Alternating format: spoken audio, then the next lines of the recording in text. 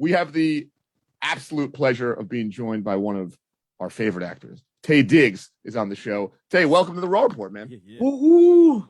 Good to be here. Good to be here, y'all. Thank you. Thanks for having me. Taye, I love All American. The show is great. I got to tell you, I feel represented because I have a white wife.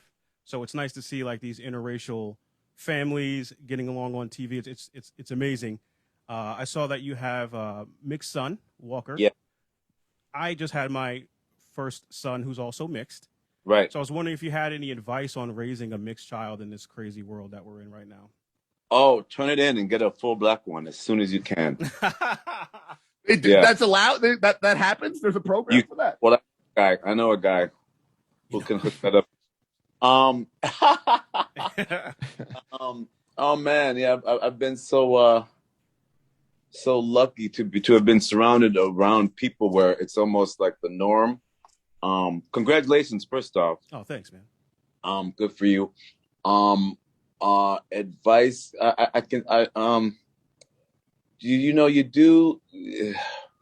Here's the thing. I feel like it's different because I have conversations in the locker room with other what white parents that have adopted black kids, interracial parents that have interracial kids, dark black parents that have light kid, all of this stuff. Right. And unfortunately, we live in a time where, especially at school, all of this stuff can matter and can have an effect on the child, and then and then affect the parents. I think you delve into it and you deal with like what is coming to you, and then you make the decisions. I tried to prep. Do you know what I'm saying? So I write these children's books about. And then when I was a kid, I lived in an all-white neighborhood, and the kids made fun of my black skin, and they noticed that the insides of my hands were white, seemingly white, and the outsides were black. So the kids would call me dirty, and they would say, "Why don't you go inside and wash the rest of your body?"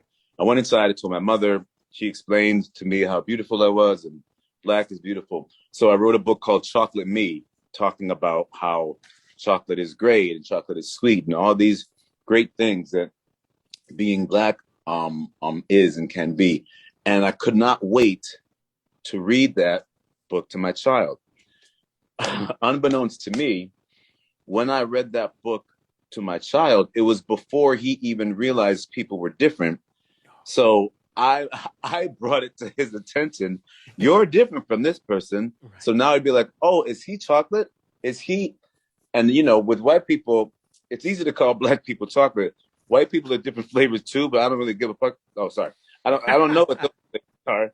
So what I'm trying to say is I did it a little too early. Do you know what I mean? Gotcha. Okay. So I kind of had to backpedal and tell him, why this book means something to me, but you don't have to look at everybody else as different until you're forced to. Do you know what I mean? Yes. So that's something that I would have done differently, in my life. The schools that you put them to, all of that stuff, takes extra thought. But for me, it's just the love that you have, and making sure they're just around solid people, regardless of them being, black or white.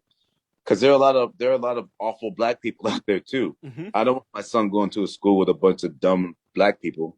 Correct. You know what I mean? But I would much rather him go to a school with all different types of people that know what is going on. Do you know what I mean? Yes.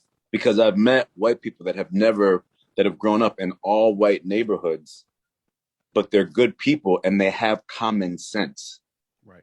You know what I mean? It's the people that don't have common sense, no matter where you're from, or that are so ignorant and don't allow different types of views to enter their arena. Those are the people that we need to worry about. It doesn't matter what their color is. It's the people that think one way and will not open up to other ways of thinking. Right. So as far as I'm concerned, I don't care if they're white or black. If they're cool people that will accept other people's, ideas, then then that's what I want my son to be exposed to. So good luck.